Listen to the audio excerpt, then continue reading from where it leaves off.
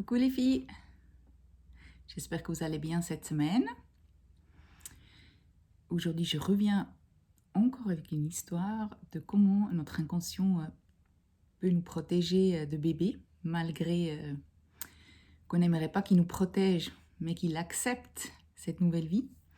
Cette fois, c'est une histoire de garçon ou fille. Enfin, c'est ce qu'on pense. On verra bientôt si la théorie ou ce qu'on a pu sentir pendant la séance était juste, parce qu'elle est enceinte actuellement. Donc c'est un couple qui est venu me voir il y a presque au début de mon activité, la première année. D'abord, ils sont venus pour simplement chercher des outils pour mieux approcher la PMA, tout le parcours. Ça a donné un petit garçon.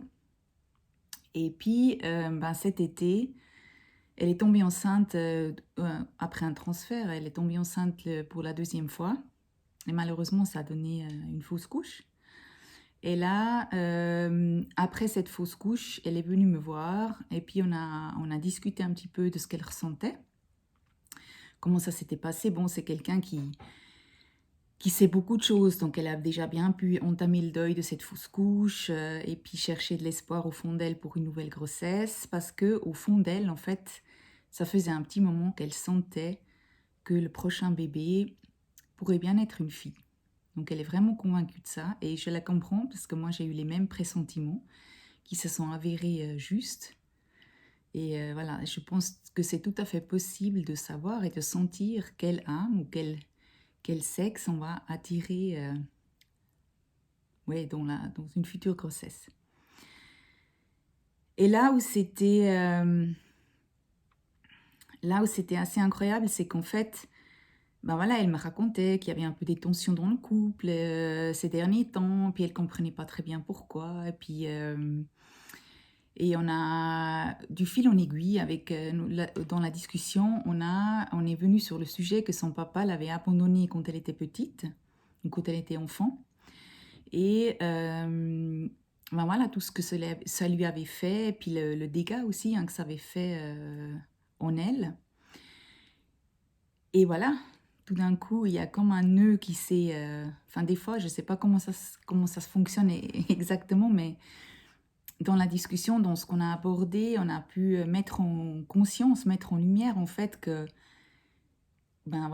était en train de préparer le terrain pour cette fille et qu'elle était aussi un peu en train de tester son mari pour être sûre que cette fille qui allait arriver, qu'elle allait pas lui... Je perds mes mots.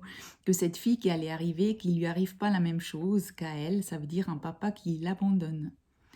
Donc son inconscient qui aimerait vraiment éviter à reproduire cette histoire qu'elle a vécue, là, du coup, protégée de cette grossesse, l'a amené à semer un peu le trouble dans le couple pour tester son mari, pour être sûr que vraiment il était à la hauteur de cette fille qui allait arriver. Donc, une fois mis en lumière ça, une fois pris conscience de ça, c'est comme s'il y avait eu guérison. Et ça s'est envolé.